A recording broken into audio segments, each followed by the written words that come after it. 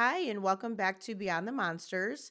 Today, I have Dr. Robb Kelly.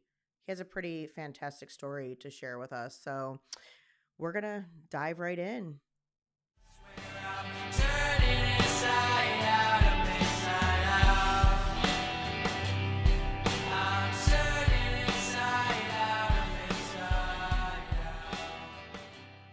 All right, Dr. Robb, you're sharing your story with us today. Pretty excited. Yeah, pretty cool as well. Hey guys, my name is Dr. Robb Kelly. I specialize in alcoholism, addiction, PTSD, depression, anxiety, reset minds. We reprogram minds, and we've just got into early Alzheimer's and dementia work. Ooh, So yeah, quite an interesting life and company. We have 5 offices around the world, which would be San Antonio, where I am, Dallas, Manchester, England, London, England, Switzerland, and Spain. We're a multi-million dollar wow. company. But from where I come from, you'd never guess it. So I come from what you guys call the projects, lower income, very lower income house. We got 2 pair of shoes a year, so parents could afford. So that never could go on trips because we never could afford it. I was born into a musical family, so my auntie and uncle used to go out every weekend in the bars and clubs and play Friday, Saturday, and Sunday night, and they made a good living. They had normal jobs, but nighttime they'd go out. So at the age of 9, I'm on stage playing professionally because I'm getting paid for it with my auntie and uncle. It's also where I took my first drink at the age of 9. Oh, So I took this half a beer. I was scared to go on because there was just hundreds of people there. Probably our biggest gig. I drank this golden liquid, and all of a sudden, all the nerves went, and I felt great. So that became a regular, just not much, just a little beer like this before I went on. And life was good. I really enjoyed music. I went through high school studying biology and human biology, really. I wasn't really any good at math. Had a normal schooling. And then we created our own band around 15, 16. So we'd go around like a 50-mile radius of Manchester, England. That's where I was born, playing the clubs and pubs. And it was just awesome. One of the dads would drive us there, and this van he bought for his son, who's richer than we were. So we had this van, and all 4 of us would travel around, and the dad would be driving. It was awesome. We had some great times. And then one day I'm at home, and the guy calls me up, and he said, "Hey, can you do a session for me? I'm a session musician, as you know, at this studio. Can you go in and cover a session?" I said, "Yeah, no problems." Well, the place was called Strawberry Studios, and it was 10cc studio. They actually owned it. So I went in. Now, bearing in mind that musicians pack $2,000 of equipment into $1,000 car to travel 100 miles to get paid $30. That's what most musicians do, and it's a joke in the industry. But right. so we would be doing that, obviously. The time the money came out and the gas came out with everybody, it wasn't that much, but it was great, extra pocket money. So I goes into this session in Strawberry Studios, and a guy come up, "Rob, thank you for stepping in. You're amazing. We have some sight work," which basically means they put the music down. You have 2 clicks in your ear and you play it as you see it. I did that 3 times with 3 different tracks. The whole thing must have taken about 20 minutes. And at the end he said, "Okay, thank you so much," and he gave me an envelope. I said, "Oh, cool. What's that? Is it papers?" He said, "No, that's your pay for coming in." I opened it up, and oh my goodness! So say we were getting like $20 back in the day, it was like $300. And it's like, there's no traveling, there's no gas, there's no 12 hours out on the road. I mean, this is amazing. So I become a session musician, and Okay. that's what I wanted to do for the rest of my life. So after about 12 months of doing that, I got invited to Abbey Road as a session bass player. So a session bass player, guys, is usually when bands get a record deal, and what usually happens is they don't get paid for the first 12 months, and the company has them out there, they on top of the pops and music and the gigging and traveling, and they do all that, and after 12 months, the band gets paid. So they cover everything that you do, chauffeurs, everything, and you go around on $100 a week or nothing, not much. But when they get paid them like $1 million, $2 million, then they go crazy. Like they're out on drugs and women and stuff like that. Mm-hmm. So that's when one of the band members can't make it to record the next album. They call people like me in to lay down the bass track. And it was so I played with Elton John, David Bowie, Queen, all them great guys at the age of like 16. It was Wow. just crazy. But I didn't know back then though that this was absolutely amazing. It was just, I don't know. I always knew that I was going to be a pro musician. I was going to make a lot of money. So yeah, I was doing that. I put myself through college, knowing quite well that I would be a pro musician. And through college was okay. I struggled, but I paid a lot of money off. I was getting paid a fortune from Abbey Road. And then finished college, and my first job was a police officer. Because I belonged to a lodge, and that was a freak accident as well. You got to be 18 to become a Freemason. Now, back in England, this is very secretive, not like over here where the signs and the window, it's like, no, it's the real deal over there. But they were having a huge, like, 100th year anniversary in the lodge, and they were coming from all over the country, and the organ player died about 3 weeks before the occasion. Oh. And they were all older men, so they couldn't get a keyboard player. So his dad asked me, can I play keyboards for this amazing event? And I said, yeah, of course. But to go into the lodge itself, you had to become an outer guard, then an inner guard. Then I could go in to play the organ. So all of a sudden, I'm a 16-year-old Freemason, which is crazy. It's where I got most of my powerful stuff from, like going to college. That was done by them. So yeah, I joined the police force, and then they fired me for being drunk, which by now I'm drinking every day. Okay. I don't have a problem. I mean, come on, it's just a few beers every single day. But yeah, they fired me for being drunk on duty. And alcohol kind of taken over without me knowing it's taken over. Alcoholics are always the last to know, that they have a problem. So yeah, it was crazy. I mean, I was in this world of famous people, but inside I'm still that little kid trying to get attention off people. And then alcohol came along, and it stripped me of everything I had. So nobody, that was older around you, they didn't stop and think, hey, he might have a problem, or he probably shouldn't be drinking so young, and there's some issues happening here. Yeah. No guidance like that, huh? Nothing like that. I mean, but back in the 60s and 70s, it wasn't really recognized. I mean, to stop drinking, I got told loads of times, and I couldn't. I didn't realize I couldn't. It's like, yeah, I'm fine. I'll stop anytime I want. We've heard that 1,000 times with people. It's like, Sure. I'll be fine. And then when I got fired for the police, I have what's called the alcoholic mind and brain, which is genius. Anybody that's recovered, the geniuses, drug addicts, geniuses. When we get rid of all that stuff, you have to rewire and reset the brain with patterns and stuff.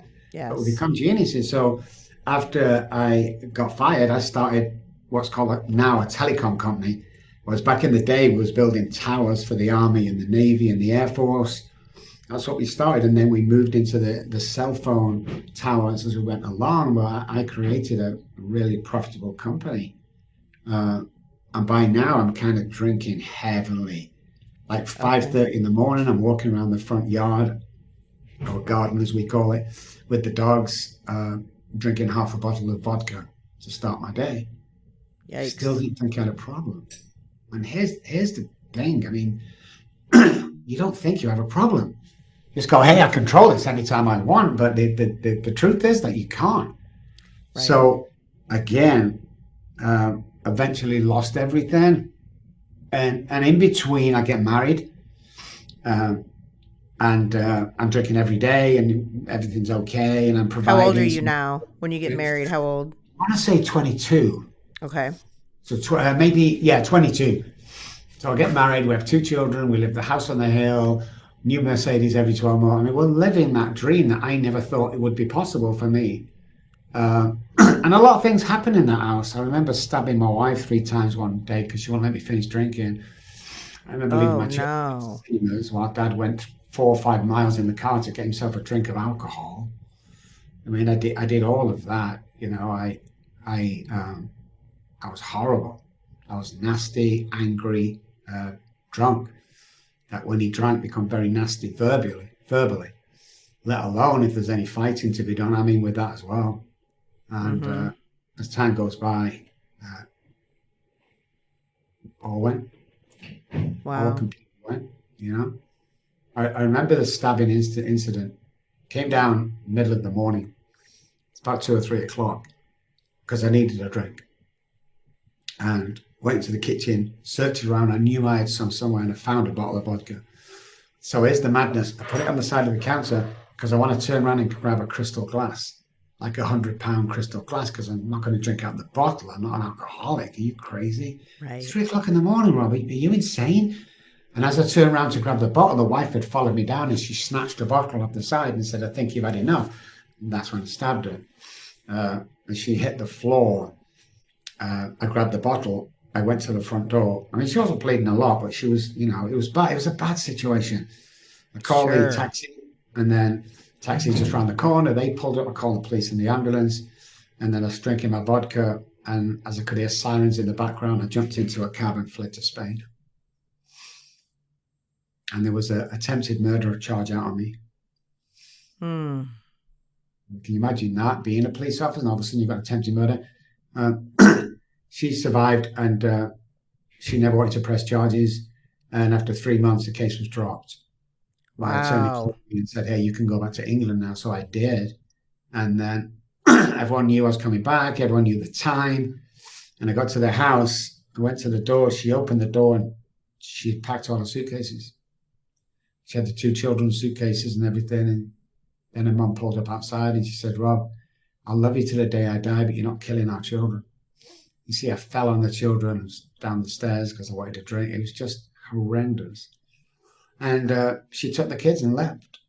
Of course, you don't know who you're messing with because I grew up a fighter and worked the doors and all that stuff. I was like, call my attorney and said to him, "Hey, you need to get my kids back. I don't know how you're going to do it, but there's a big check waiting for you." He went to the courts next day, got a judge to sign something because I'm a prominent businessman. And the next day he came with my children, ages 1 and 3. And I remember taking him, Really? putting him in front of the TV and going, "I told you you couldn't mess with me, you know?" And I was Mm-hmm. 3 days sober by now, which was awesome. And I sat in front of the TV as little tots, little girls. And I went into the kitchen and the thought crossed my mind, wouldn't it be great to have one drink to celebrate the children coming home?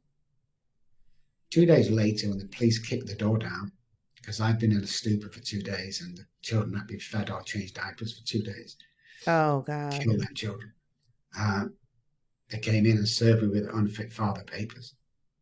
And as I stumbled to my feet, I stumbled to the door, and my wife grabbed the eldest, 3 years old, Charlie, and grandmother grabbed the youngest, Abigail, and they set off. And I'm sobbing because I can't believe what I've done. Um, and Charlie, the eldest one, she's walking with Mummy's hand, and she said 3 things to me. She said, "Daddy, Daddy, please don't go." And as they walked further down the path, she says, "Daddy, Daddy, please get better." And then when they got to the big wrought iron gate, she opened the gate and she turned around one more time. She said, "Daddy, Daddy, please stop drinking." And I couldn't do it. I went back in the kitchen and I opened another beer. And 4 weeks later, I'm on the streets homeless. Do you remember what was going through your head, even from the time she was at the gate saying that for the last time to like walking in the kitchen? Like, It was, what yeah, what it were you was thinking? devastation. You see, there's a lot of things that people don't know about alcoholics is alcoholics are born and drug addicts are made. And the reason we spent so much money, probably $500,000 over the years, researching this, we're the leading authorities in alcoholism and childhood trauma. But it's done out of anger. When I was homeless, nobody could tell what was wrong with me. But yeah, it was sobbing. I felt the worst person in the world. I mean, sobbing like, trembling, sobbing. I can't believe I've done this. I can't believe I've done that. And the only thing that's going to take that away is another beer. That's why I opened another beer, and all of a sudden it calmed down a little bit. And then I convinced myself the children are best with the mom, which is not true, man. I mean, I nearly killed them children, but I convinced myself that I've let them go and it's a good thing to do. And it Right. was horrific. And I would always, 20 years after, cry when I told that story in conferences, in wherever it were, radio back in the day. It's like I could never get through that without crying. Um, It's a devastating story. it is a crazy, horrible story, but it's my life. And for the first 10 years, I would not tell anybody about the stabbing. I would not tell anybody about the three things my daughter said, 'cause I was so ashamed. I Right. was so ashamed. Um, and I went to my mum's because my dad, very quiet man, very rarely spoke to us. Uh, my wife wanted to go to court and she wanted everything, handing over bank accounts and everything for the sake of the children. Mm-hmm. And I wasn't having that. And when I got down there, my wife said that if you sign all this, you can see him anytime you want, any day you want. We'll make arrangements wherever you're staying. We'll bring the children to you. And I said, I don't want to sign it because it was everything I'd worked for. And my dad leant over in a quiet voice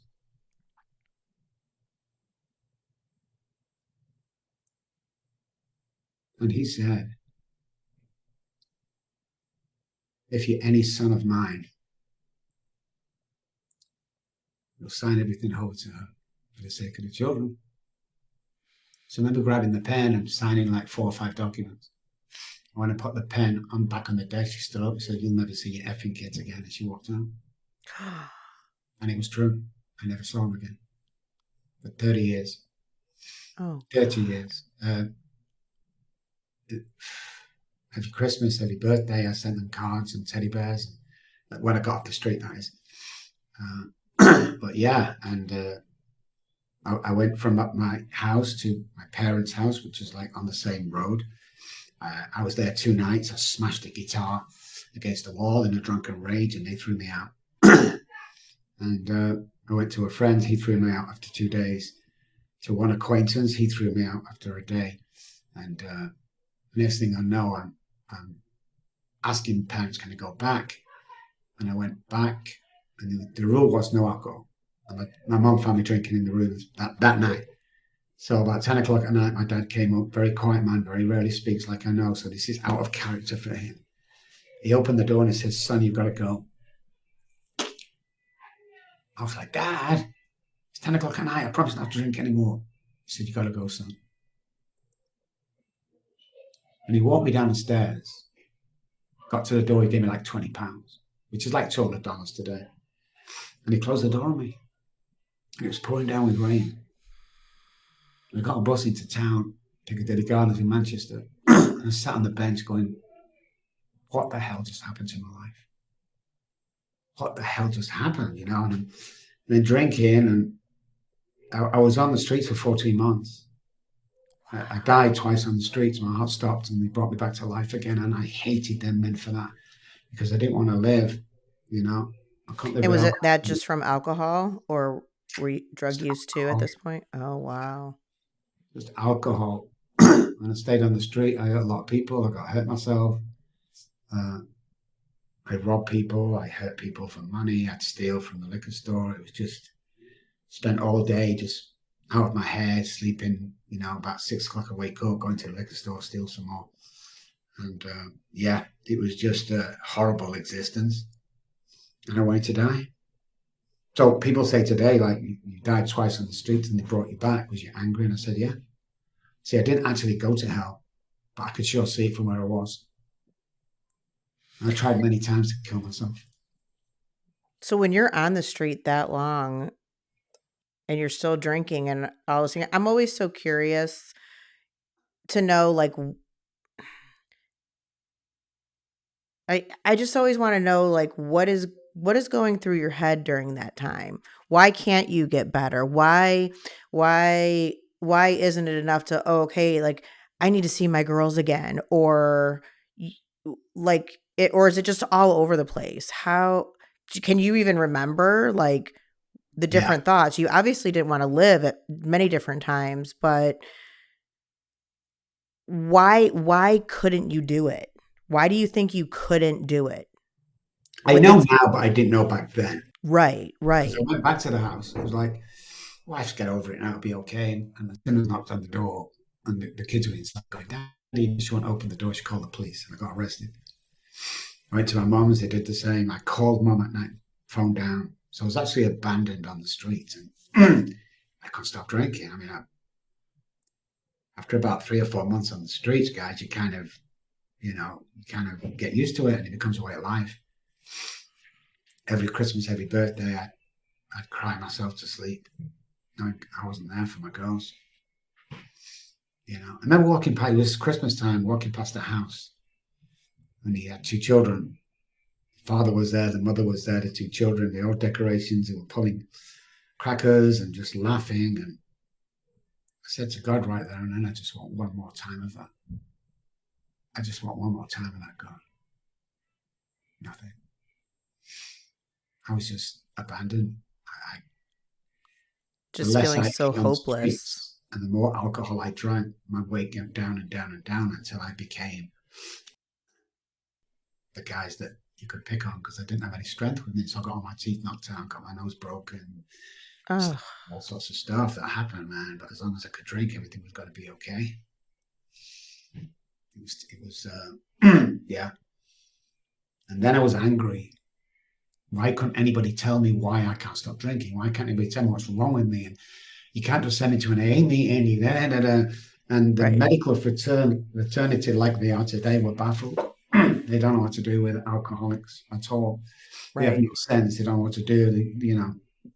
Put your medication and stuff. But yeah, uh, so that was my life. And I knew I was going to die on the streets, which comforted me a little bit. And yeah, it was horrible. But I hated my dad for that. My mother wouldn't come out the living room. She couldn't face me. She was crying apparently. And years later, when I got sober, I sat with my mom having a cup of tea, and Dad was at the bar with his friends. And she said, "Hey, remember your dad throw you out?" And I said, "Mom, I'd never forget that man for that. I will never forget. I will never forget." This is after 30 years. It still hits me. And she said, "Son, let me tell you something. In 50 years of being married to your father, that was the first time I've ever seen him cry." Mm, And that's where it hit me. Devastation it caused. right. Oblivious. Just didn't have any idea that I was causing all that devastation. Because you When my just mum felt abandoned died. and you were so in it at the Yeah. time. Yeah. And again, Mm, it's one of the reasons why I dedicate my life for the last 30 years is finding out what's really going on and explaining to the families. And, that's been my mission. I was very angry when I finally got off the streets, which was absolutely a miracle and a godsend. And I wouldn't tell that story for 20 years. I never thought anybody believed me. And when I started telling a few close friends, I went, "Oh my God, that happened to me." It was crazy how right. everything fell into place. Well, and so many people just don't know. Nobody's educated on this stuff. Everybody just they Google and they think they know everything. And in every situation, every family, everyone's different. Yeah, they Yeah, are, like but no there's all story is even near the same. Like, yeah. so It's, did you have any? How did you feel though after you understood what your mom said, like I was about how your dad cried? yeah, I was devastated and I realized how much damage it caused. And when I went to investigate alcoholism and researched it and stuff, the way our research is done is that's why we're leading authorities. Completely different to what you think alcoholism and addiction is. But yeah, I mean, it hit me. And that's about the time when I decided I got to do something about this. I can't keep quiet about this. I have to So go. how old are you? How old are you now? 30. Okay. Yeah, I came off the streets when I was 28, Okay. or maybe 29. Yeah, but I never forget the spiritual awakening that I had. I was walking. I'd coming out of a stupor, a banging headache. There's no stores that are open. Walking where all offices and factories, not a human being in sight at 2 or 3 o'clock in the morning, and I dropped down to my hands and knees.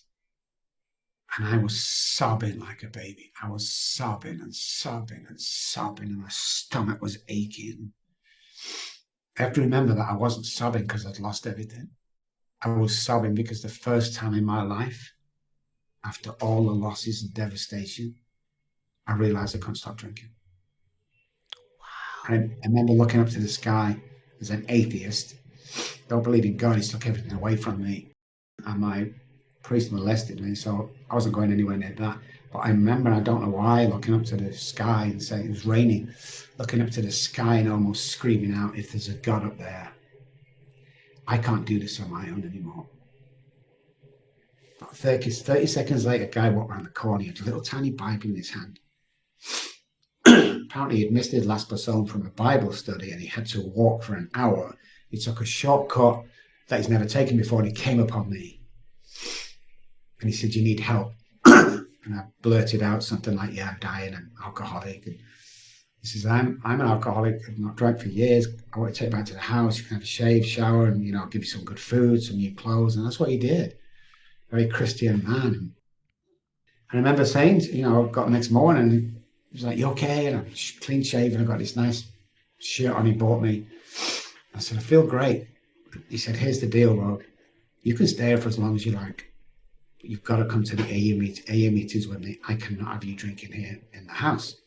So I'm like, oh, God, I've been to them meetings. They're terrible. But he said, Rob, it's up to you. I said, okay, I'll go, no problems. So we went to this AA meeting and we sit in a circle in England. First guy set off with some BS story about whatever. And it was the same old moaning stories that I hear. And about halfway around, this guy that I'd not seen before or not recognized, even sat there. So my name's John, I'm a recovered alcoholic. And I looked at Derek and said, what did he just say? Derek said he was recovered. And he talked about that book, and he talked about God, and everything he talked about, you could find it in that book that I'd read a million times but never seen it. It was the craziest thing.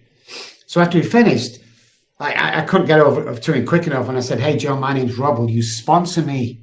And he said, no. And just before I thought the world was going to open up and grab me, he said, I will be your spiritual advisor for a period of 12 weeks. You need to come round to my apartment every Wednesday, 7 o'clock till 8. You got that? I said, yeah, bring a dictionary. So that's what I did. I left Derek's house on a Wednesday. the other thing he told me, you can't come in at 10 to 7 or 5 to 7. So I thought he had another client there or whatever, another sponsee. So I used to sit downstairs on the steps, and at 1 minute to, I walked up, knocked on the door, he'd lead me in. And like 1 minute to 8, no matter what we were doing, okay, it's time for you to go. And he'd walk me out, and I'm thinking, he's a little bit of a weirdo, but I'm feeling better, I'm getting better. I started working with people. And on the last day I was with him, last Wednesday, he said, Rob, your life's going to change from tomorrow. Be ready. God's got some big things for you. He wants to go around the world and guarantee people can recover. And I'm like, John, you're amazing, man. But first of all, I live in Derek's basement on a block mattress. Nobody knows I'm there. And secondly, I can't go around the world saying that. They'll kill me. Are you kidding me? He said, yeah, just be prepared and prepare to travel. Look out for Isaiah 61. I don't even know what it is. It's from the Bible. But don't look it up. Just beware. Just remember Isaiah 61. But I did have to look it up when I got back. I'm like, what does it mean? And it means something like bring healing to the sick and great news to the families. But I got back home the next day. I gets up and Derek goes, and I clean the house and vacuum. That's my job now. And he comes home at lunchtime and he goes, hey, Rob, the guy that sweeps the floor at the factory has just resigned. Do you want a part-time job? Not even thinking of John. Like, wow, my God, yes. And he went back. A few days later, I was laughing with everybody, and the boss dropped me in. I thought he was going to let me go, obviously. And he said, do you want a full-time job here doing what you do? And I said, yeah, great, man. So after a few weeks, I got my first pay packet. And I don't know what it was. It was stapled to an envelope. And I got it. And I was thought of John straight away. It's like my life is just amazing. It's getting better and better. So the first thing I did, I went to the gas station, the petrol station in England. And I bought him a little teddy bear like this and a card. And I wrote on that, I never forget what I wrote. Thank you, John, for introducing me to God because he, capital H, took the compulsion away to drink. I put it in an envelope, this little teddy bear attached to it, and I walked back to his apartment. And I couldn't wait to tell him all the great stuff that was happening to me and how the hell he knew. You know, how did you know this was going to happen to me? And when I got to the apartment, there's nobody there. And the net curtains looked a little bit dirty. And so I'm knocking on the door. And the lady on the right-hand side came out of her apartment. And she said, can I help you? And I said, yeah. Has John relocated? Has he moved? She said, John who? I said, John, your neighbour. She went, well, I've only been here 3 months. I'm on shift work. I've never seen him, I'm sorry.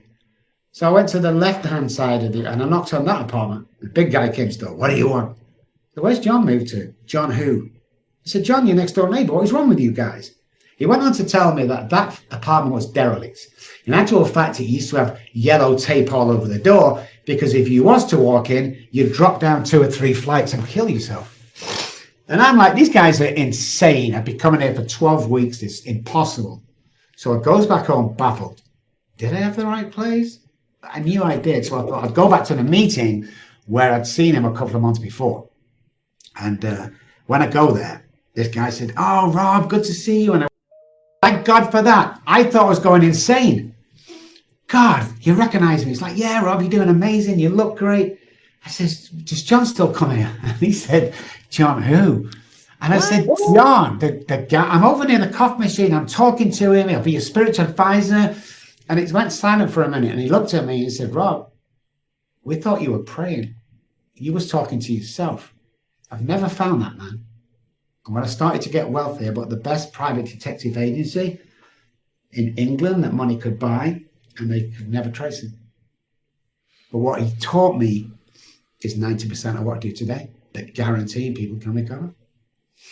So that's my John story. And so many years on, Wow. I always think about John, what happened? And then about 2 or 3 years later, I had to understand that it was an angel because I had the opportunity to come to America to talk and work with kids out of this huge church, mega church, for 2 weeks. And when I got here, I knew when I stepped off the plane in Dallas that I would never go back home again. But all signs of John are all around me. This lady from the church, she was putting me up. I could, stay in her house for 2 weeks. And during the first week, she gets an interview. She's been out of work for a year. Very smart lady. She gets an interview right like a mile away from the house. It's like, oh my God, this would be perfect. So she said, I'm so nervous. Will you drive me down? I said, yeah, I'll drive you. So now I'm on a freaking right-hand road with a left-hand wheel as opposed to the opposite in England. But it's practice. So I drives her down there. She goes in. She's only in there for like 3 minutes and she comes out. She's walking towards him like, oh God, this is not going to be good. And I wound the window. She tried to open the door. So I wound the window down. I said, is everything okay? This is what she said to me. He wants to see you. I'm like, what? He wants to say, what? You don't want to, what do you want to see me? I'm dressed in these bloody horrible shorts and I've got like tea down. And he wants to see you. That's all she kept saying. So I parked the car. I had to find a parking space and I got the car in and walked back a few minutes. And I got into the office. His name was Hardy Brown. He was an architect. It's a very, very staunch, like Christian, but not church. They built a tabernacle. And we went in and he said, we've been waiting for you. I said, well, I had to park the car and stuff. He said, no. We've been waiting for you. And I was like feeling a little uncomfortable. And he said, you were sent here by God. You're a prophet, all this stuff. And then he turned to Sue and he went, hey, Sue, you've got the job, start Monday. And he went right back to me again. And he told me about what he's doing and stuff like that. And we shook hands. And just before we left, he said, can you do me a favor, Rob? Can you come and speak at my group? Come and speak in the tabernacle to everybody? And I said, oh, I'd love to, Hardy, definitely. So he said, can you do Tuesday at 8 o'clock? And I said, yeah, no problems. And I was walking to the door and I still don't know why. I turned around and said, Hardy, what's the group called? And he said, we call ourselves Isaiah 61. What? I know.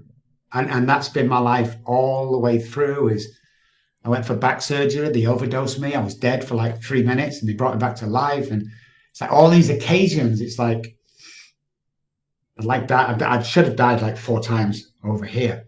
But John keeps ringing out, man, and doing exactly what he and God told me to do. And when I first got to America, I got all my license, and my psychology license changed over.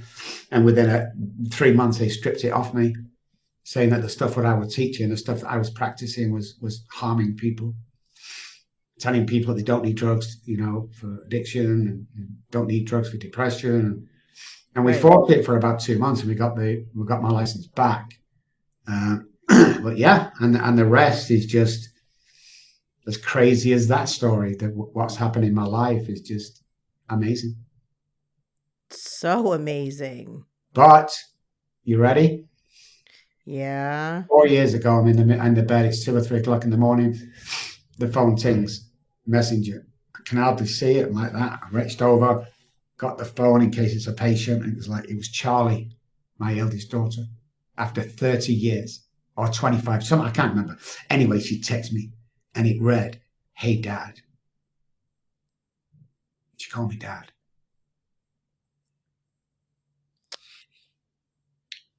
I don't believe what everybody was telling me about you. I've just seen you on TV. Oh, I'd like to come and see me, and I have a surprise for you. So, as you can imagine, we have people around us do everything. So they had me on a plane within like 2 hours. I'm on a plane, we get there late, we stayed in the hotel overnight, and then we walked to her house. And I couldn't walk. I was sobbing, I was embarrassed, I was shameful. We got to the door, and I said to my wife, "I can't do it, I can't do it, I can't do it." Just for her to turn around to walk away, she opened the door. Charlotte opened, "Dad," and she ran at me, and we hugged and we cried, and what seems like an hour, but was probably a couple of minutes. And here's where it changed for me. Here's where I knew I was doing God's work. She grabbed me by my hand and she walked me into her living room. She handed me my 3-month-old granddaughter. oh.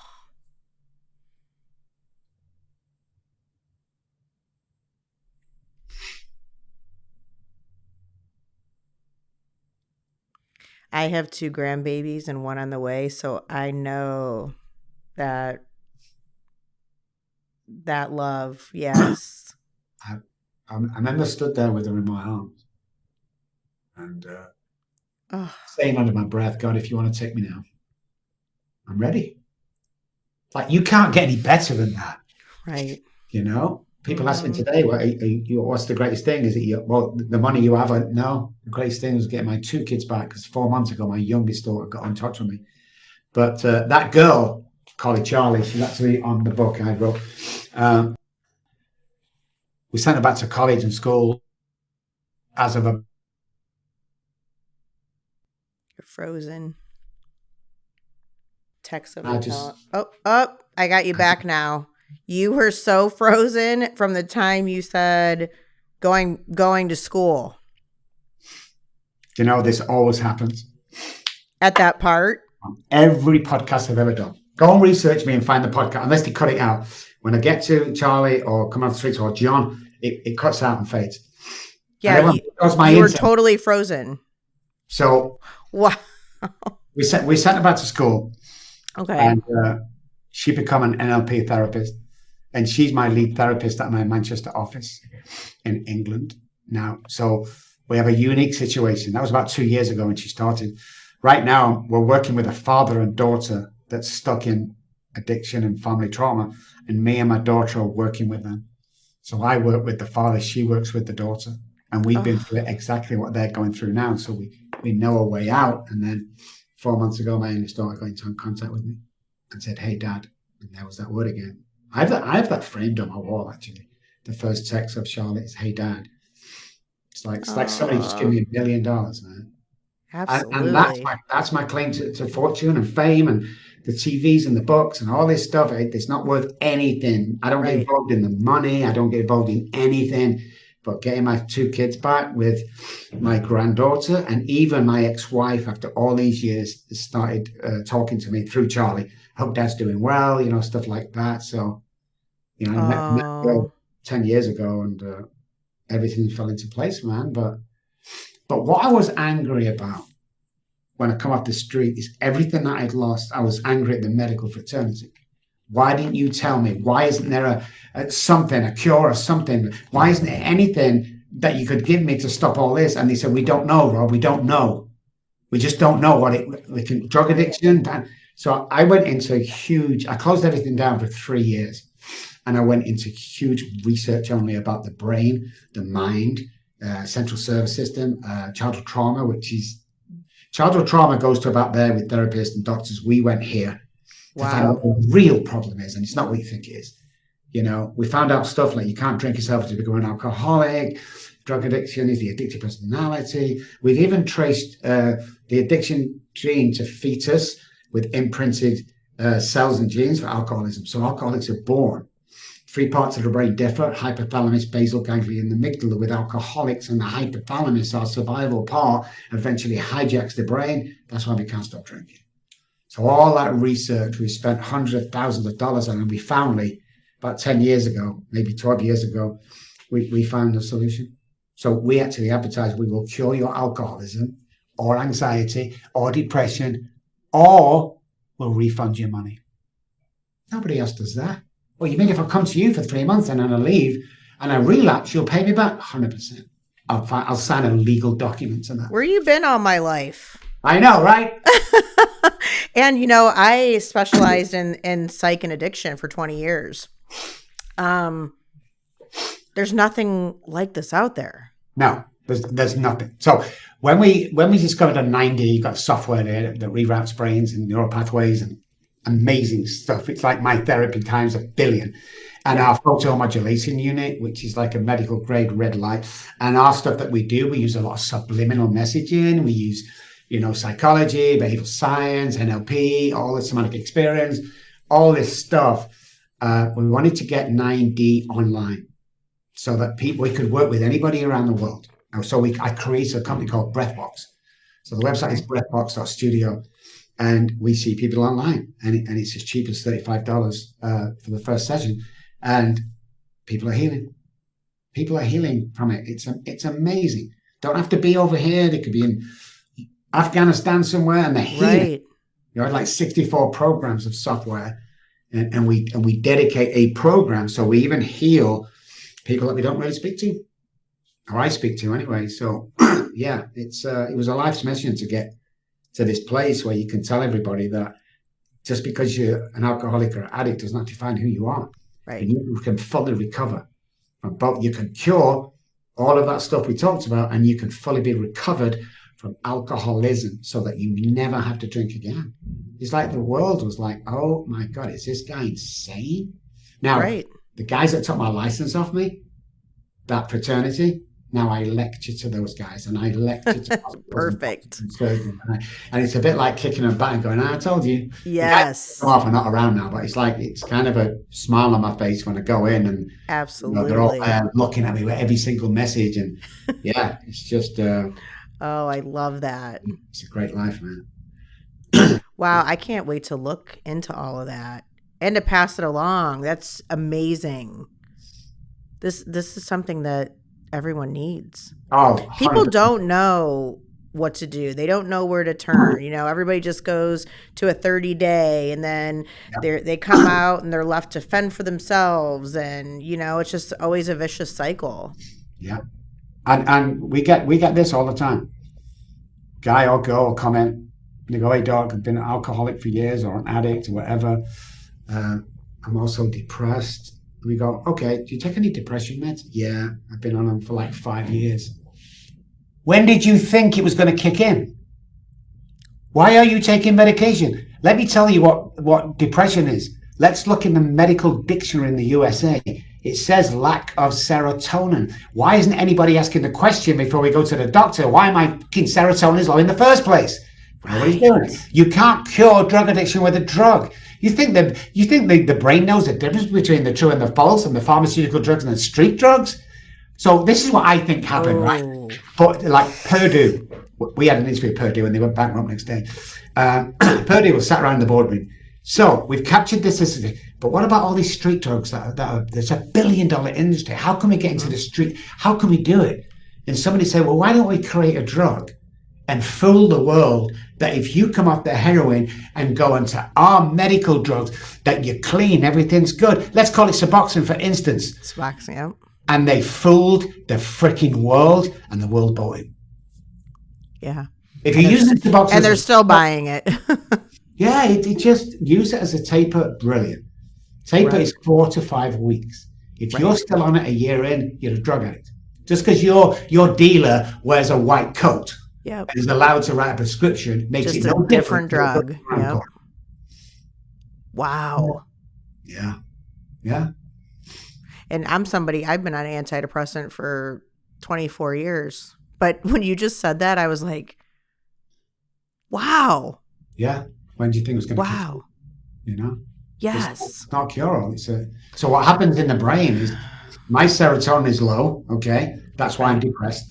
So I go to the doctor. He gives me a false serotonin. A couple of things happen there. My rate can't go above the artificial. So what happens to my serotonin is it depletes. Now I'm dependent on this for the rest of my life. Yes. That's how they get us. The food industry gets us sick. Pharmaceutical companies keep us sick. There's no money in getting people well in this country. I know. Absolutely. Right. You know, I'm not coming in here with an English accent, guys. Going, oh, this country. I'm American. I became a citizen 4 years ago. I don't care about England. This is my country. So when I say that, guys, I'm not going, look at you, American. No, I am American. Just because my accent's different. It's like, we've got to stop this. We've got to let people know. So we're actually speaking to JFK now, the health minister, about all this stuff that we're working on. But the food, oh my God, we've tied it to everything. Depression, addiction, heart disease, lung cancer, everything we've tied it to. And nobody is saying a thing. Right. It's crazy. Look at this. So people go, well, it can't be that bad. Okay, you go over to England and let's eat the worst thing that you can eat. Let's go to McDonald's. Let's get a big bunch of fries from McDonald's. Then we turn it around, we're looking at the ingredients. I'll get online. Potatoes, salt and water in England. Then we fly to America, we go to McDonald's and we get the same fries with 17 ingredients in it. There's something going wrong over here. When 16 breakfast cereals for kids have been banned in every other country, but they haven't here.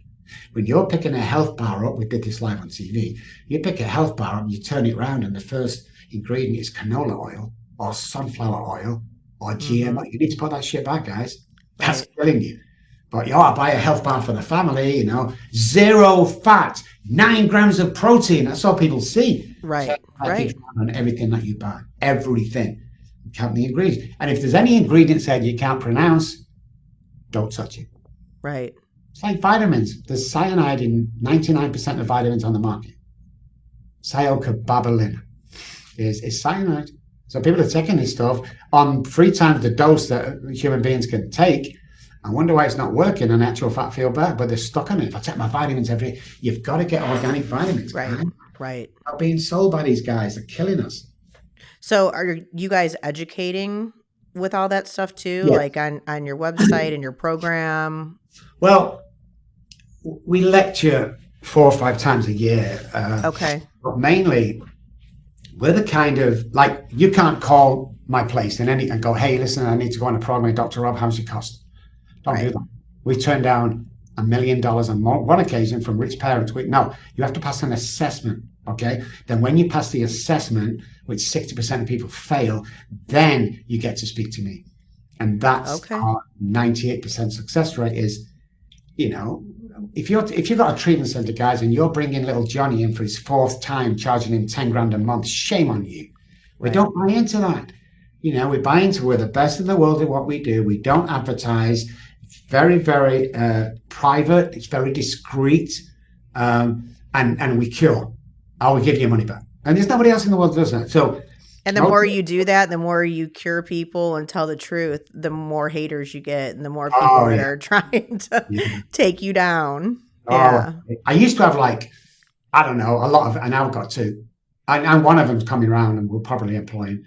But yeah, people, but the thing I've learned over the years is nobody will ever criticize what you're doing that's doing as good as you or better.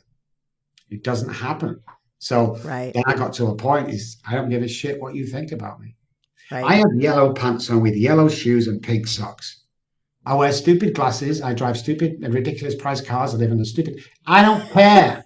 You Right. know, I Right. pulled up the other day. I've got this 200 grand car with it's got the top convertible, and I'm Uh-huh. sat. And Dr. Dre is playing, and I'm sat there, and this guy in like a Bentley pulled up, and he put the window down. And he said, "How old are you?"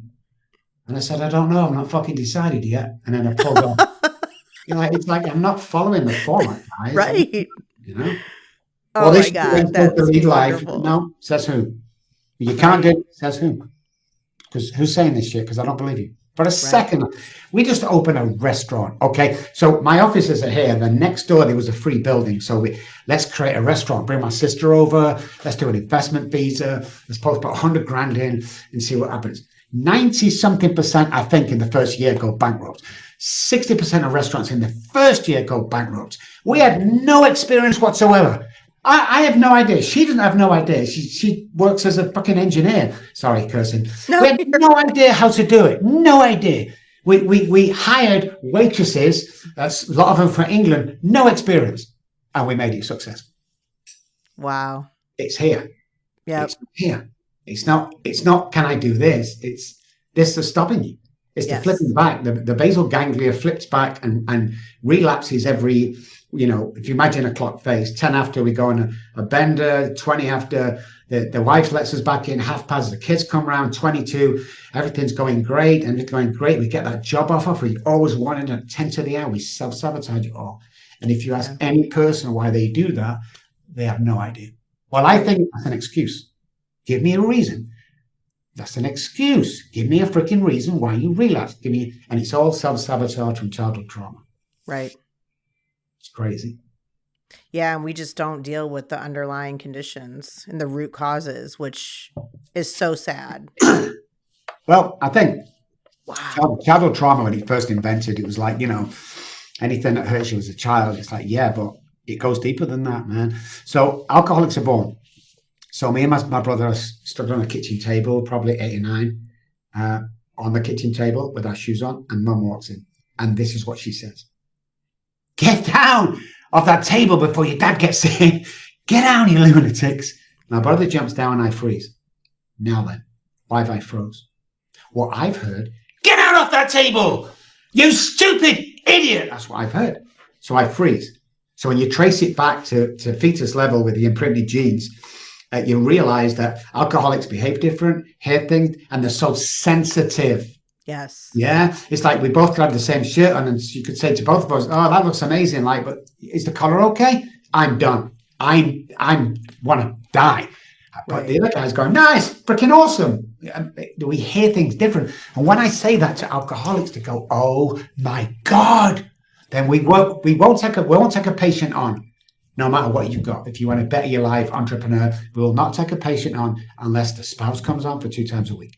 He has to do 7, 1 hour a day. We do it online, most of it. But we will Okay. not take a patient unless the wife or girlfriend or daughter or everyone in the house over the age of 18 needs to come on for 2 days a week.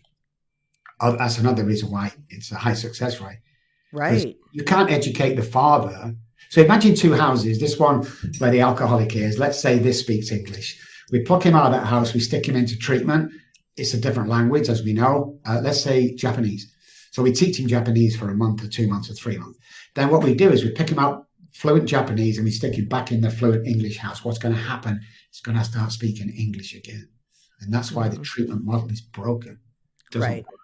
You have a 3 Right. to 4% success rate. Get your shit together. You Right. know? And we come to a pact many years ago. I do not like treatment centers. Now there is a few that I like. There's a handful that are beautiful, but in the norm, I don't like treatment centers. They don't like me, and we're good with that. We're Right. good with that. Right. But I love how you all are, you're treating like the whole family, like Yes, under the roof, because they need to also have understanding and learn tools, and yes. otherwise it just creates that whole vicious cycle too. And then the Love that. alcoholic is probably feeling alone again, even if they're doing better. And this is the best part when let's say it's wives, because the wife gets on and Yeah, we start talking. Well, I'll tell you what, something. It's not my fault. It's all him. I'm not too sure why I'm here, to be honest with you. But I do it because of him. But all the problems are his. And we go, can we stop there for a second? And let me tell you about what he did. Like, stop. This is not about him. It's about you. Mm-hmm. Well, I don't have any trauma. Okay, Mrs. Smith, can you explain to me why you allow your husband to come home 2 or 3 nights a week and get into a physical fight with you in front of the children? And then you've got PTSD and trauma from this whole deal. Your kids are going to repeat behavior.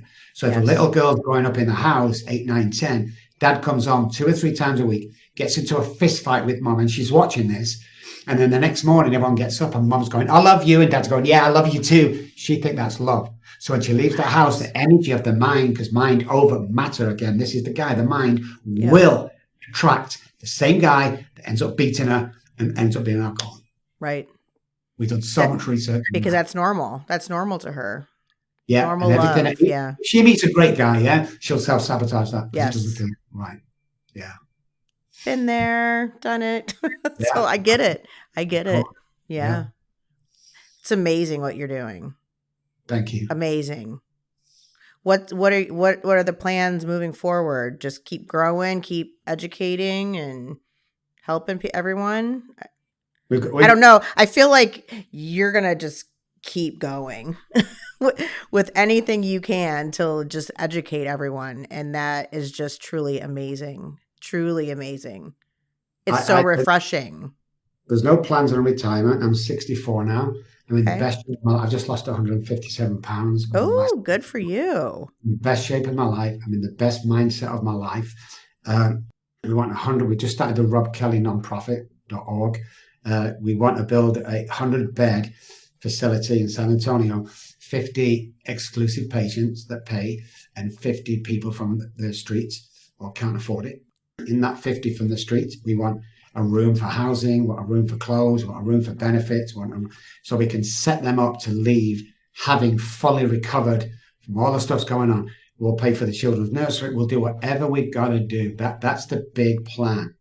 I will never stop working. I don't care if I'm 100, which I believe I'll live to because of my health. I'll still be on the other side of a computer telling people how to do this and when to do it and all that great stuff. Right. I've wrote for Harvard, Psych Hospital, McLean Hospitals. I've wrote for Oxford. I've wrote for Cambridge. I've wrote for all these people around me. It's crazy because if you're in the industry, you know who I am, no matter who you are. But outside the industry, nobody knows who I am. So I get to bask in all my life being amazing and meeting these amazing guys, these famous actors and stuff. But even today, we get to it. We did it about 6 months with me and my wife. We get into this actor's house and it's kind of holy shit. Because sometimes the agent won't tell you until you turn up. It's that discreet. And we stood in front of it and just for a second comes, you're from the projects. What the hell do you know? This guy's rich and educated. What are you doing here, Rob? Just for a second. And then I get rid of it.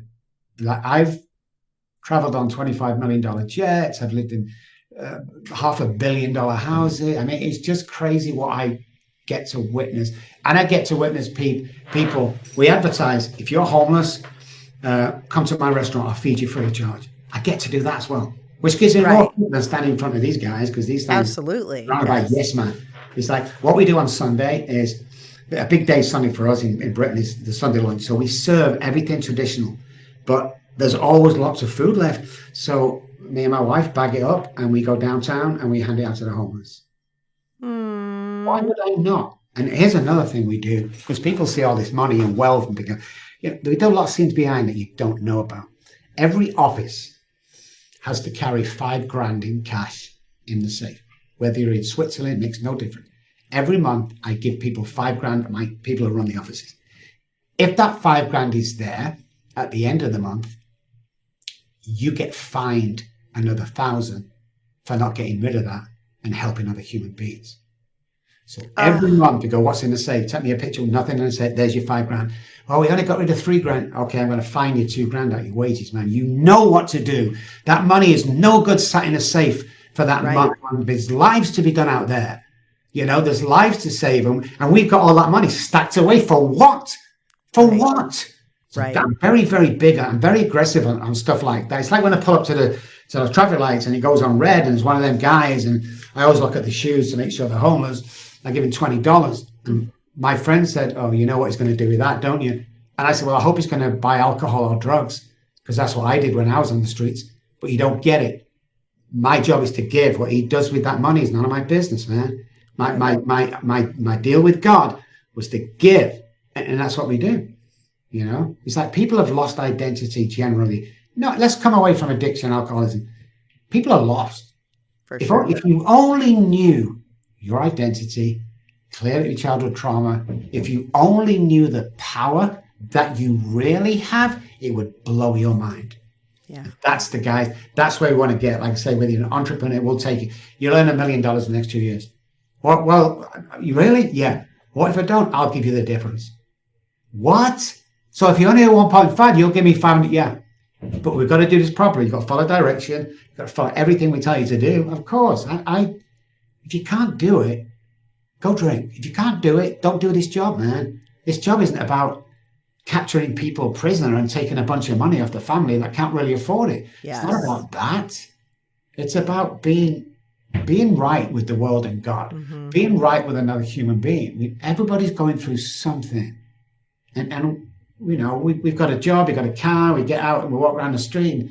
Everyone's going through something. What about a smile or a, hey, good morning? Or you don't want to be me on an elevator.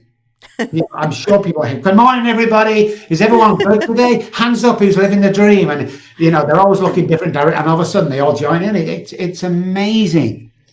It's amazing. I don't need any money to bless people, man. Right. A compliment will do. We have to come and meet you in person. Definitely. I absolutely love Where are it. you? Like, we're at Nashville. Oh, you know what? I have an ex-patient in Nashville. She's doing so good. Oh, That's on my bucket list, Nashville. All right. Well, then you come here. Yeah, we can come there. That would be amazing. I'm just like in awe. Oh, that hit my heart. Thank you. No, like well, like I said, I did before. I own aesthetics clinics and stuff now, but for 12 or 20 years, I did forensic psych and addiction, you name it. But one of the reasons I was, kind of leaving the industry is because there's nothing like you out there. Do you know what I mean? It just became, and obviously we know all businesses need to make money. Everybody needs to make money and need to pay things, but it just became numbers for their books. And my heart couldn't be in it the way I needed it to be. Yeah. So you are such an inspiration. Thank you. Like, no, it's just, oh my God, we need to spread this word out so much because people are so uneducated. They're so judgmental. And all the people that are just trying to recover, and have no clue what to do next because they failed in rehab 1,000 different times. Yeah. It's like they need these tools. They teach you nothing in rehab. They stick there 30 days. Now, again, bunch of treatment centers we love and do great, but majority, they take you in for 30 days. They keep you hostage for 30 days. They'll teach you a little bit about relapse prevention. What the fuck is that? I have no idea. Right. What that is. Okay. And then off you go. So the 96% of people that come out relapse. Why? Because you've not been taught anything. Right. There's neuroscience behind this and backs up what's really going on. That'll keep you free of alcohol, drugs, depression. Yes. It'll keep you never have to do this again. But that basal ganglia gets us because of the childhood trauma and the hypothalamus. So the hypothalamus is our survival instinct. It tells us to eat food, drink water. It controls our temperature. It's like the little thing at the back telling us, this is how we survive, Rob, this is how we survive. What we found with our tests and trials and research is, which makes perfect sense, at a certain point of the alcoholic's journey, the hypothalamus hijacks the brain. And the hypothalamus tells the prefrontal cortex, you need to drink alcohol to survive. So that's why it's a disease. The choice is taken away. And in my mind, I have to drink alcohol. And while I'm drinking it, I have to look at the next bottle. And before I finish it, and the kids and the wives and the job and it all passed because it's hijacking the brain. When the survival part of the brain's, what else are you going to do? You can't go against it, Right. It's ridiculous. And that's what people need to understand, that there's You know, I mean, we create, no, when somebody comes to us and goes, my business isn't going too well, you know, I need help. Can you help us? You know, can you mentor us? Can we, yeah, of course we can, but stop calling it a business, start calling it an empire. From that moment on, things change. Because the way we speak to ourselves is the way people treat us. If I drop a pen on you, idiot, so stop that. Because when somebody calls you that, it'll feel right. It'll feel at home because it's internal dialogue. And we don't put up with that shit in here. Yeah. Don't let anybody talk down to you. I don't care if your boss. Do not let anybody talk down to you. Don't take any shit from anybody. Stop worrying about what people think about you. Do you know that I'm 64 now? I probably, if you go by the Bible, let's say for instance, I have 3 scores and say, okay, so I've got 9 Christmases left.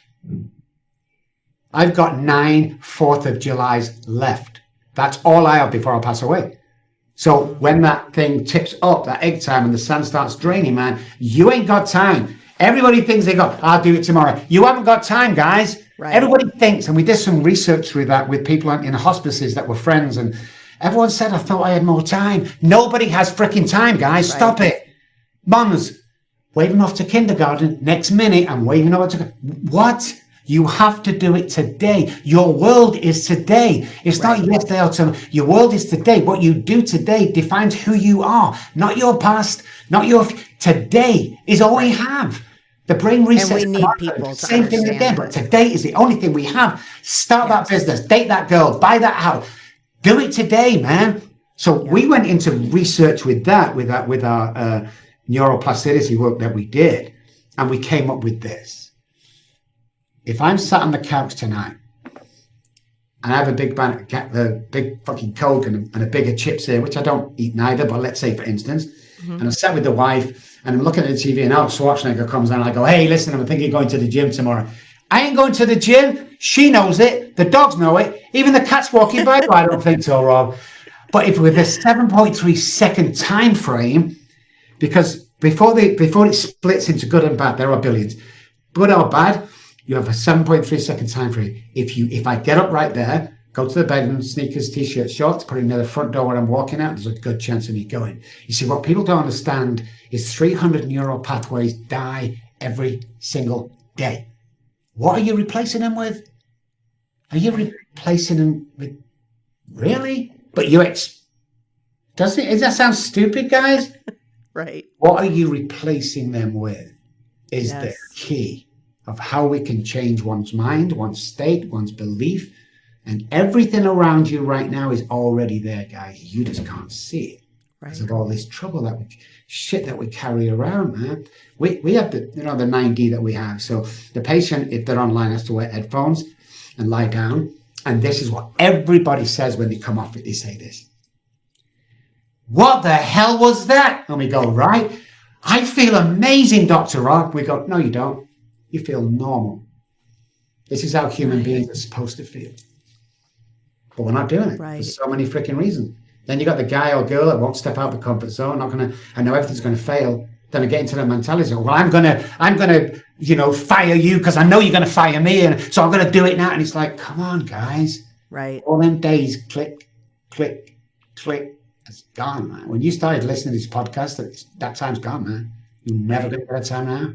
Yeah. So you have to do it today. Make a move forward to what you want to do today. And the other thing is, guys, you need 4 chemicals every day in the brain to be happy. Endorphins, oxytocin, serotonin, and dopamine. 4 chemicals every day. What you don't know is 2 of the main ones, dopamine and serotonin, are created in the gut, not the brain. So if you're not eating correctly, it's not producing that, and therefore it'll bring on depression because then it's like a serotonin. Yes. Nobody knows that. They go, oh my God, I didn't know that. Get educated, guys. Get on our website. Come and see us. I don't want you as a patient. I don't need you as a patient, but if we can educate you in any way. And then the other thing we have, giving back, is we have an office at the end near reception, and there's one person in there all of the time. And that person is to receive calls off mums and dads, off worried wives or husbands or children. And you talk to my guys all the time you want. It's never going to cost you a dime, and we will never try and sell you on shit. We'll never do that. It's just because what my parents went through, I want to provide, man. Where can parents call? Oh, my son's called. Yeah, bring him in. What's his insurance? Let me check it. What? Yes. Yeah. What? It's Yep. like, why, if you're doing the right thing, if you're doing it from the heart, like all my staff start on $300 a week. That's it.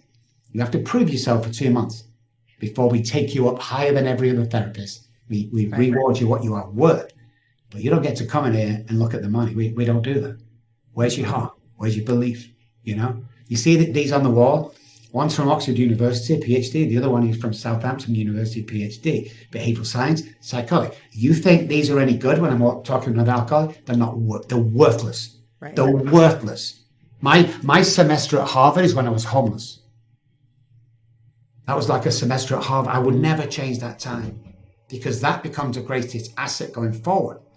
If you're an alcoholic, a real alcoholic, generations back, take the first drink, can't stop, okay? You cannot work with a therapist that's not a recovered alcoholic. You cannot work with a therapist if you're a drug addict. I believe that's not that. a drug addict. I don't care how many diplomas you've got. That brain works. Yeah. So we tried out a few over here. Again, research what we talk about. I had 3 therapists lined up, 2 guys and 1 woman. And we went in scenarios and we knew they hadn't suffered. So you got depression, yeah. So I'm an alcoholic. Have you been an alcoholic? He went, no. I said, well, you can't help me yet, but I, been to college for 4 years here with, alcohol therapy, whatever. And I go, here's the scenario. You have a bottle of vodka behind your back right now, and you won't give it me because I'm an alcoholic. And I'm going to take a knife out and stab you repeatedly until I can get to that bottle of vodka. And they go, whoa, do I need to call the police? I said, no, just reiterate, you can't help me. First, second, the same, exactly the same. Goes into the third one. She was like an 80-year-old hippie, all her hair down. And she sat down quietly. And I says, are you a drug addict? She went, yeah. Are you an ex-alcoholic? He says, yeah. So if I had a bottle of vodka and I stabbed you 3 times, she said, no, you won't. I'd stab you first, then shoot you. That's my guy. That's my girl. Because we think differently. We act differently. Right. We're more sensitive. We have all this stuff that we carry. Alcohol has 1% to do with alcoholism. And the same with every other addiction. Why are we concentrating on, we get you, if you could just stop drinking, come into our treatment center, you've just stopped drinking. What? Right. They've got nothing, hardly nothing to do with that. Now, how do I know that? So back when I was homeless, I'm sat outside a liquor store at 5:30 in the morning. They don't open till 10, but they're in early to do the newspapers. The guy knows me. It's snowing. I've got a vest on, a pair of shorts and a pair of flip-flops, and I'm sweating profusely. I am so hot. I'm shaking. I can't speak properly, okay? So what history tells me is I'm going through the DTs. So unless I get alcohol in my body within the next 45 minutes or get this alcohol in there, I'm going to die probably, okay, unless I get to the hospital. The guy opens the door. I don't know why it was this morning. I've done it hundreds of times with him. Beautiful guy, knows what I go through, sneaks me in, locks the door because he can lose his license for certain early. He put this bottle of vodka on the counter as usual, and I put the money on the counter as usual. And he shake stopped, headache went, mood change, sweat stopped. I was in a great mood instantly. I looked at the bottle, I looked back at the shopkeeper, I looked back at the bottle, I went, fuck me, it's not the alcohol. And that's where it started for me. It's not the alcohol, guys. It's not the alcohol. So what about a drug? No, it's not. So we did another research. We asked 5 of our friends who's always relapsing drugs. Poor guys, they just can't stop. If you feel like relapsing once you get sober again, can we pick you up, take you to the dealer? We'll give you money and everything. Go in, do what you do, get back in the car, don't touch anything in the car, drive back home and we'll put you back in your house. You deal? Everyone agreed, yeah, I'm not going to relapse. So if you do ever, I don't want you to, but we're trying to run this experiment. Guy relapses, we pick him up, take him there, goes in, he's got wired up to his head and his heart. Do you know what the most intoxicating part of the whole thing was? The drive to the dealer or the drive to the liquor store. How can it be about the drugs and alcohol? Right. And that's the shit we do. It's like we're concentrating the wrong thing, guys. This has become a multi-trillion-dollar business, breaking people's hearts and killing people, guys. I don't know anyone that thinks of it like this. That's why this is so amazing. And I'll tell you something else that you don't know. Okay. So we turn down probably 50 podcasts a week or a month. I can't remember. We turn them down We don't go on shows like that. We're not interested. But what Courtney does, Courtney's main job, 6 hours a day, she's in Dallas, Texas, in my Dallas office. She scours the internet and she looks for podcast hosts that are changing the world. Then what she does is she humbly asks, can Dr. Rob be on your podcast? And he would love it, which I do. And he'd be so honored, which I am. But most of the guys go, oh my God, they want to do. She's looked at you and know you're changing the world. And that's the podcast I'm on. And if she doesn't think you are, we don't go on podcasts. It's took me 3 months to go on Rogan. I keep putting it off. He sells something, I don't know too much. But that makes you special because she's come after you and she comes back and she goes, I do about 2 of these a day right now. That'll go down. But they're all handpicked. When you meet this girl. So when she gets on, if I'm doing telehealth with a patient, it's 10 o'clock. 5 minutes past 10, they're cut. They get charged for the session. Do 3 of those, we'll get rid of you. We'll fire you with no refund. So when she gets on today and says something like, oh, it's going to be 10 minutes late, I go, brilliant, no problems. I'm waiting. I'm all ready to go. Because I know that if she said, you're amazing, you're freaking amazing. So kudos to you and what you're doing, because that, like, you don't even know. Yeah. It's just, I mean, that's the goal, like me, I've suffered, most of my life from as a child all the way on. I remember always feeling so alone and no one to be relatable to, and nobody understood all these traumas and all these horrible things. And that's my whole purpose in this. I want people to know that there are people out there that, there's so many relatable stories, like you can't even imagine. And even the educate, like with you, to know this, that you have this education out there and how much you have already been changing the world. More people just need to know about it. Yeah. It needs to be out there everywhere. Yeah. Well, yeah. I mean, most of the guys that you see on stage in these huge conferences has been through here. Alcohol or drugs or not, we teach him how podcast. We're working a podcaster now. She's just hit 1 million followers. It's like, this is what we do. I mean, when we first started, 95% of our business were alcohol, drugs. Now, 5%, maybe 8% of my business is alcoholics and drug addicts. The rest of the people are lost. They can't get anywhere. They want to start a business. They're going through shit. If you can't keep a job, can't keep a girl, your marriage is harder, and your kids have been taken off you, you've got childhood trauma, right? Then times that by 1 billion that we have to fix. And then everything comes back. But people don't know that. They go, well, I've lost my kids, that's it. No, you haven't. We fight for them kids together. We will make court appointments. We will hire you an attorney. Everybody that comes on to me wins. Everybody that comes on. Because again, we don't take people on that we're not capable of doing what we tell them they're going to do, because we can't tell them lies. God will strip all of this off me right now. That's the case. But we build champions. We find your identity. And once you find your identity, all bets are off, man. Like the faucet is turned on, and all of a sudden, all these opportunities. Where are these opportunities? Oh my, no, they've been all the time. It's just you wasn't ready to receive it because you still think you're not blonde enough, tall enough, thin enough, or rich enough. Right. Shit's got to stop. Always questioning ourselves. Oh, mum's thing, dad's thing. You'll never be any. Always comes back and haunts us. Stop it already. Get good old shame. Boom. You're done. Yeah. It's not rocket science. Well, it isn't for us. It's no rocket science. We've done the research. We've spent all the money. We're the number one guys because there's people out there that need direction, and we're here to do that.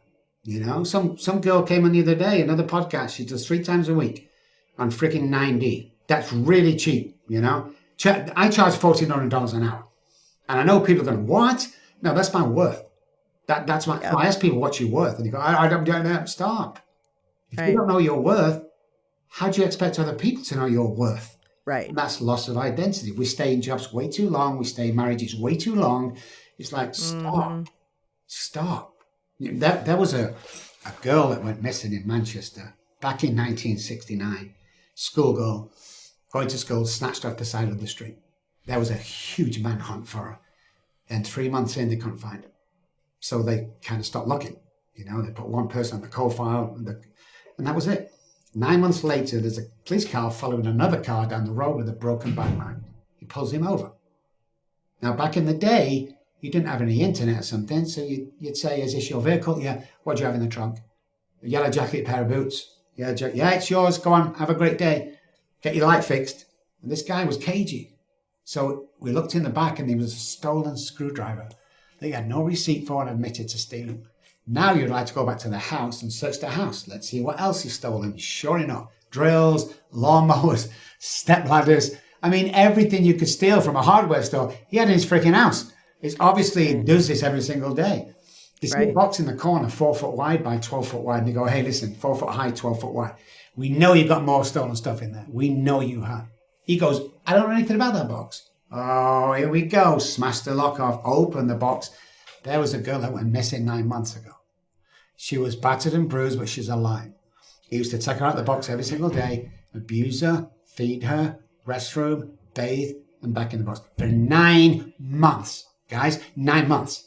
So the policewoman leant over. She took this girl's hand and she helped her step out of the box. She took her police coat off and she wrapped it around the little girl. What's the first thing the girl did? She got back in the box.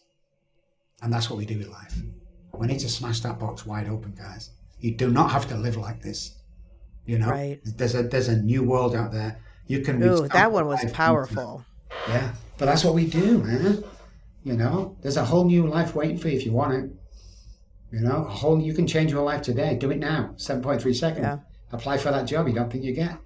You know. Well, I know. Even I'm going to take a lot from this myself. Yeah. Yeah. I mean, Yeah. the thing is it makes sense. You know, if I tell you something long enough, you're going to believe it. So when we use subliminal messaging, which that's what the 90 is, and my subliminal messaging, the conscious brain listens to that and it sticks in the subconscious brain, which wakes us up every morning, by the way, that implants and then becomes behavior and belief. And then it happens. It cannot not happen. It's impossible. Why do you think we offer money back guarantees? Ridiculous. Nobody does that. So I'm crazy. Never been refunded yet. With 10,500 patients, or maybe 11. I don't know. Yeah, I mean they're quiet. Like you can't, like I said before, you can't just call. I want to work. No, we don't do that unless you're referred. Unless you've spoken to one of my guys and referred here, you'll get put with one of my therapists, of course. But you can't get with me. We don't do that. You have to be referred. Yeah, it's we're very Just wow. That's really all I can say right now. Just wow. boom. I cannot wait to just spread this everywhere. There's so many people. So many people that need this. Yeah, you got it, guys. If you're listening out there, it's $35 for your first 90 session online. Call. I don't know, the desk or something. I don't know, but $35 just for this show. I'll give you 45 minutes. That'll change your life. And you want to? I believe it. I believe it. Yeah, it's just. We'll make sure to, that kind of has all your links and everything in in the description, so people know how to reach you guys and find the books and find all the good stuff. Okay, there it is. And you are amazing. We're giving 10 books away free. Okay, so don't buy it off Amazon. So, Daddy, please stop drinking was the last thing my daughter said to me. Okay, that's me a few years later on a drunken visit to see my daughter. That's Charlie, who I'm lead therapist right now. We're going to give it away free of charge. We're going to pay the shipping and everything. $10 to go. Just mention this program or my name and let us know your full address. Email me, all online. Text me, message me. TikTok every morning, 9 o'clock. Central or 8 o'clock Central. Oh, TikTok. Oh yeah. So if you mention any of this, we'll send you a free book. I'm in awe. Thank you. We're definitely gonna have to meet in person. Yes, we are. Even if you guys come to Nashville, whatever, we'll figure it out. But I appreciate you so much. Thank you. We need so many more of you. But we'll take just all that you have to offer, because there's not going to be any more of you out there. Like your story, your presence, everything. It's definitely God sent. Yeah. There's no other explanation. Like you are doing everything you're supposed to be doing, and congratulations. Thank you so much. It's just my life is amazing today. It's been amazing since the girls come back into my life, but. I mean, you're even working in helping people with your daughter. I know. Like, How many people can say that? uh, You know, because what we do with alcoholics, like this guy working with his daughter lives with her. She's like 17 years old. Well, my daughter's been through that, and she's also a master NLP and psychotherapist. You know, so what more than a dad and a daughter working with someone who's struggling and a dad and a daughter? It's like 100% guaranteed. and you both have Amazing. lived it, you know? That's it. You've Yeah. lived it. Yeah. And that matters. That does matter. Like exactly what you said, even with, the therapists, they should be in recovery. They should have had, issues with alcohol, drugs, whatever it is, Yeah. because it makes you so relatable. Yes. And it's real. That makes it real. It's just not textbook. Yeah. It's and every patient's different, or every Yeah. client is business that we're building businesses with. Everyone's different. So I do not have a set program when somebody comes in. There's no one fits all. That's not the case. I mean, we Right. don't. My psychotherapist who will work with you guys if you come on, and my coaches and my daughter will work you as well. But it's amazing. I get to work with people that are ready and people that are going to go for this, and the results is what I live for. Yeah, I don't get involved in the money. Like I said, I all that my money and the fame and the books and the TVs, and that's all keeps my wife happy and pays the bills. Right. Me, paid in bill. Oh my God, doctor, I've got to tell you, you saved my life, man. Boy, that's $1 billion check right there. Yes. Yes. And you're gifted to do it all. It's just truly amazing. Thank you. Wow. Wow. Wow. I don't think I've Best said podcast wow ever. this much ever. Oh gosh. Well, I mean, I guess we could wrap it up here. I feel like I could talk to you for like days. Right? Anything else you want to add? I mean, you've said so much, and I don't know if a lot of people aren't in awe of this. I'd be shocked. Like, we have got to get this out there. So, Mm-mm-mm. two things I'll say leading out, and that is I'm going to show you how to change your life from tomorrow, guys. Okay. And then I'm going to tell you that story because it's pertinent to what we're talking about. So one of the reasons why nobody ever has woke up laughing in the morning is lack of oxygen. So between the hours on a normal circadian sleep pattern, between the hours of 2 and 5 is where the body is at its most repairing. Oxygen is really low. It's where most people die of natural causes, just an FYI. So when we wake up in the morning, the subconscious brain thrives in hypoxic situations. So no matter what happens, the subconscious brain wakes you up. That's the guy who sees all the mistakes in you, who sees all the doubt in you. That guy is constantly, now listen to very carefully what I'm saying, guys, constantly scanning your world to find something wrong. 100 things can be amazing. One thing, he's on that one thing that you did wrong, which will ruin your life. Believe me, I've done it so many times. So the idea is this is the subconscious brain that wakes us up. What we really need to do is get this guy, the conscious brain, running that morning. So what we do is we get rid of him for the day and this guy runs the show. How do we do that? Again, the presence of oxygen equals a lack of disease. So we only breathe 45% of our oxygen. That's all we do. We don't, and the only time you feel good is when you're running or go to the gym or Pilates, because it's got nothing to do with the exercise or the weights, okay? You're getting oxygen in every single. So when you get up in the morning, guys, sit on the bed because you will go dizzy. If you don't, you're not doing it properly. I need you to do 20 exaggerated breaths in and out. It looks something like this. Do 20 of those. Let's flood the body. Jump. The subconscious brain is gone. The conscious brain loves oxygen. Bang! That guy's in. Now let's solidify that because the brain resets every 24 hours. Let's solidify that straight away when we go into the bathroom. If you brush your teeth with your right, I need to do a week on the left, week on the right, week on the left, week on the right. Let's start changing some solidified patterns away from the norm and self-sabotage. When you've done that, I need you to stand 6 feet away from the mirror and say, I love you 10 times. I love you. Eye to eye. I love you. I love you. The reason why it's 6 feet is we have an optical illusion that if you're going up to the mirror, shaving or makeup and you're doing it, we see all our blemishes. And that's what we think people see. When's the last time you were in the office, guys? Hey, Jimmy, great. We don't do that. So when you stand 6 feet away, all the blemishes go. That's how people see you. Compliment 3 people and be of use to whoever wants help. and it will change your life from tomorrow. You know, it will. It's impossible that it can't. It can't. It's biologically impossible. And them three things will get you going. It's a good start, right? It's a brilliant start, man. And then just be kind. You never know. And the story I'm going to tell you real quick is everybody's going through something, believe it or not. Even the guys that seem to have the shit together is going through something that you don't know about. Something Right. personal that you don't know about. I often ask strangers, what's one thing that keeps you awake at night that nobody knows about, and they've always got something.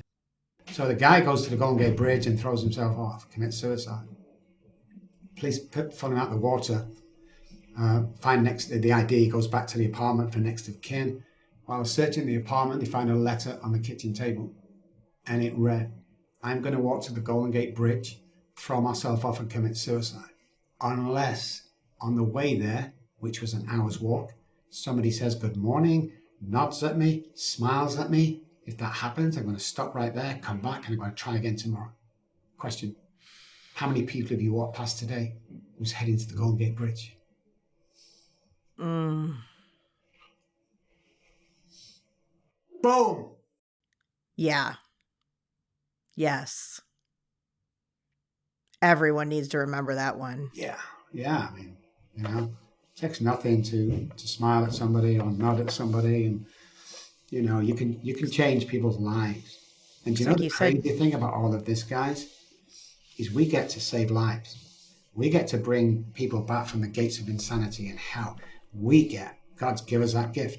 It's not given to the doctors or the therapist or the scientist or the government. It's given to us. When nobody else can help, that big book says, which I love, we have the power, it's a capital P if you want to look it up, to help other people. He gave it to us, the normal people in the world that has to go suffer because we have to do our apprenticeship. We have to do our, so much time at college Right. to learn about our trade. And then he brings you to the other side, and life becomes amazing. And we become very, very, very powerful people.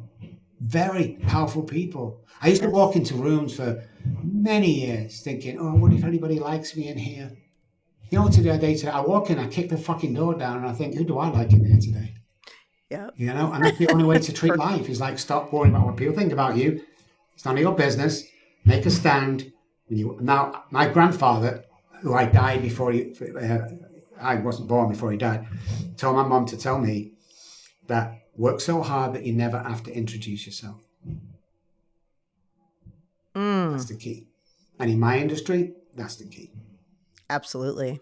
And if you're going to try this, guys, if you're going to get on board, just watch for the haters, or be careful, watch your ego. Guys, let me tell you something now, studying the brain for so long. When you've been through what we've been through, there's no such thing as ego. My ego went when they took my children off me. Don't you come here with that shit. You know, you either want to be me and you're jealous of me, or you love me for who I am. That's the only two people in the world. Right. Stop taking notice of these guys, man. It's just the jealous people. That's all they are. And the more you rise, the more agitated they're going to get. You have to step away from them people. See, I could go back to the projects and I can help people there. I just can't live there anymore. Right. Same thing with life. Move, smash the box, move forward, in faith or whatever. The next step, forward. But it has to happen today, guys. It can't happen tomorrow. It has to happen today. Because this is our world. Not tomorrow. How can our world be tomorrow? It's not come yet. This is our world today. This is our future today. This is our, what we can achieve today. This is getting your kids back today. This is getting that job, that wife, that car, that house today. You have to move forward to that and fully believe that the number one, that you are worthy. Number two, that you've been chosen to do this shit. And number three, and I hate to spoil the ending for you, but everything's going to be okay. Dr. Robb Kelly. We all need some Dr. Robb in our life. Yeah. That I'm sure of after this. I cannot wait to learn more. Thank you. Of course. Thank you for being on. Thank you. Thank you to your assistant for choosing us to be one of the podcast. Like, I'm so honored and I'm just thankful. So thankful. Thank you so much. It was an honor, and you're amazing. You're a great podcaster. If you're not doing this for a living, believe me, one day you will. That's the You know goal. something about you. That's just, I see what Courtney sees in these guys that I meet. It's just like, yeah, sometimes God puts in front of each other to give the other one a slap to go, do you know how powerful you are? And the other goes, yeah, I'm Yes. pretty powerful. And then their life takes off. And in a year or so at time, somebody will come to you and go, man, that's how it works. And just doing it together, Doing it all together. together to help people. I love it. I love it. Thank you again. And we are going to make sure that we have everything in the description again, just so people know how to reach you, the book, all of it, all the things. Brilliant. Thank you Thank so you. much. Loved it.